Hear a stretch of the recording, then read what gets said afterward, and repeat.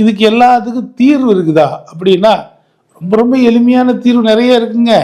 அதில் ஒன்றும் பிரச்சனையே இல்லை.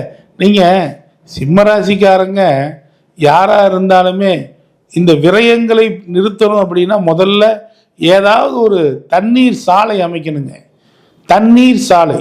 ஏன் அது என்னங்க தண்ணீர் சாலை அப்படின்னா, நீங்கள் பாருங்கள் நண்பர்களே, ஒரு பள்ளிக்கு ஒரு ஸ்கூலுக்கு ஒரு வாட்டர் பியூரிஃபையர் வாங்கி கொடுக்கறது, வாட்டர் டாக்டர் வாங்கி கொடுக்கறது, அதாவது நீர் சம்பந்தமாக ஒரு தானம்ங்க.